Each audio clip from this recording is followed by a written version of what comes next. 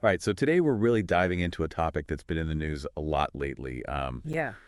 SIM swap attacks. hmm We've got a whole bunch of articles here, and they talk about how these attacks actually work, who they're targeting, and most importantly, how to protect yourself. Yeah. What's kind of jumped out at you from these articles as you've been going through?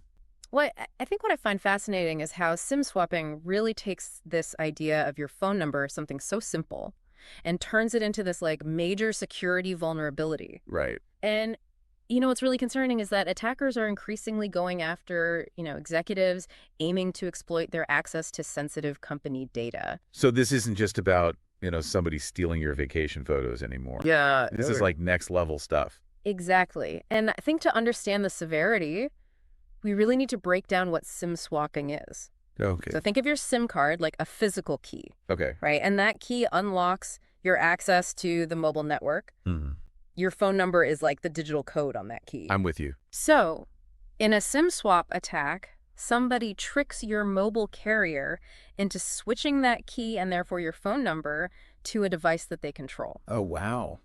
They're essentially hijacking your digital identity. So they're not like cloning my SIM card or something. Not quite. They're actually tricking my carrier. Exactly. That just seems like it shouldn't be possible. Well, it's more common than you think, and what makes it even scarier is the fact that these attacks are on the rise. Really? Yeah, the articles mention that the FBI is seeing this huge jump in reported cases, and it's likely fueled by all those data breaches that we keep hearing about. So all that personal information that's leaked is giving these attackers more and more ammunition. Precisely. So imagine this, okay? An attacker calls up your carrier, and they've got your address. Yeah. They know the last four of your social security number.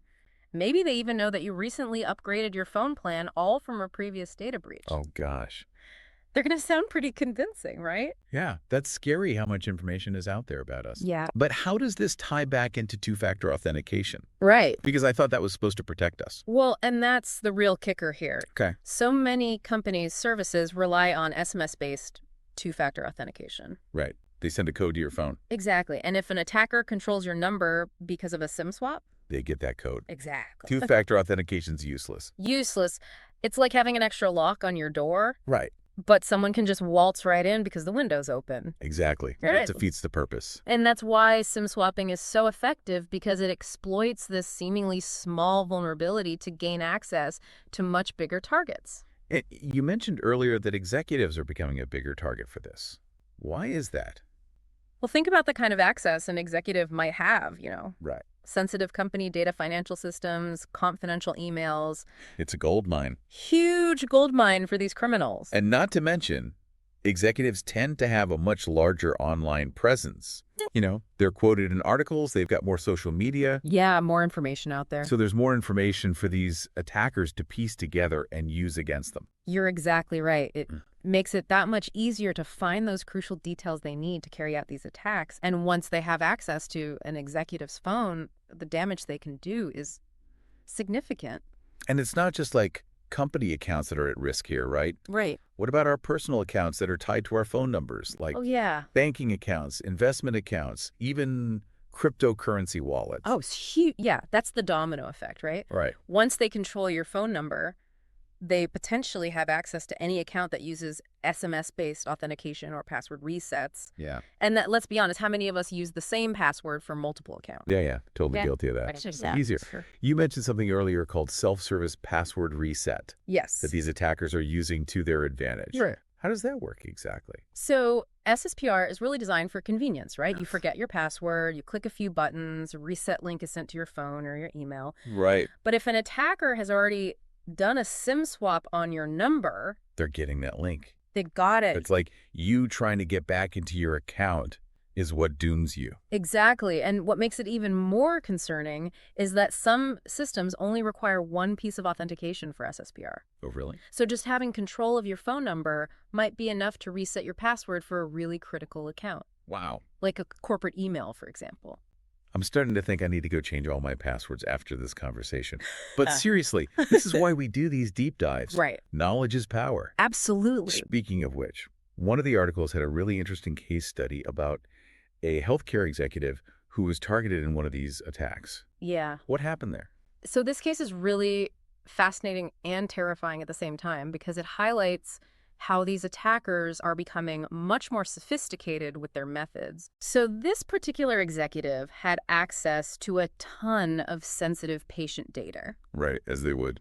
The attackers did their homework, and they figured out that the company was using Microsoft Entra for identity management. Hold on, Microsoft Entra. What is that? So Microsoft Entra, it's basically a suite of identity and access management tools. It's how companies manage employee access to their systems and their data. Okay. And the attacker discovered that this company, and likely the executive, relied on Entra's SSPR feature. So they knew exactly where to kind of target their attack. Exactly. They were able to SIM swap the executive's phone number, reset their Microsoft account password using SSPR, and gain access to the company's entire SharePoint system, all because they control the phone number. And what happened? Were they able to, like, steal data? Oh, yeah, they stole a massive amount of data, 800 gigabytes of data, and demanded a $5 million ransom for its return. 800 gigabytes, $5 million. That's insane. Did they get the ransom? This is where it gets interesting. Okay. The company had cyber insurance, and they were working with a really good incident response team.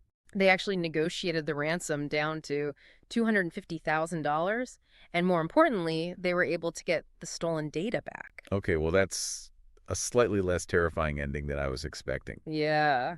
But still, this whole thing has me wanting to ditch my phone and just live off the grid. Yeah, I hear you. So let's talk solutions. Because I need some right now. Yeah. The articles mentioned a bunch of tips, but what are the most important things we can do to kind of protect ourselves? Well, the first and most crucial step is to ditch SMS-based two-factor authentication wherever you can. Okay. But that's easier said than done, right? Because I know some of the services still really heavily rely on those codes. Yeah, you're right. Not all services offer alternatives, but many are starting to. Yeah. So you really want to look for those app-based authenticators like Google Authenticator or Right. Authy Right. or physical security keys for your accounts. Those little USD-like things you plug in. Yeah. I've seen those. I've never really understood how they work. They're incredibly secure. So think of it like the physical key acts like a digital bodyguard for your account. Okay. It's verifying your identity directly without relying on codes. So no phone number access, no entry. Okay. That makes a lot more sense. Yeah. So let's say for like those extra important accounts like banking or email, Right. could you use both an app-based authenticator and a physical key? Absolutely. That's called layering your security. Okay. It might seem like overkill, but it significantly reduces your risk. Okay. Good to know. And while we're kind of thinking about bolstering our defenses here, what about our mobile carriers? Yeah. The articles mention checking in with them about security measures. What kind of things should we be asking? So some carriers will actually allow you to set a unique passcode or PIN that's required for any SIM changes. Okay. It's like adding a lock to that unlocked window we were talking about. That's a good point. Yeah. And while we're on the phone with them, maybe it's a good time to review those security questions too. Oh, absolutely. You know, like what's your mother's maiden name, that kind of thing. Those are often so easy to guess, especially if someone's done a little online digging. Right, exactly. Make those answers strong and memorable, but definitely not something that someone could easily find on social media. So it's about making yourself a less appealing target overall. Exactly. Right. The harder it is for these attackers to get information about us, the less likely they are to even try.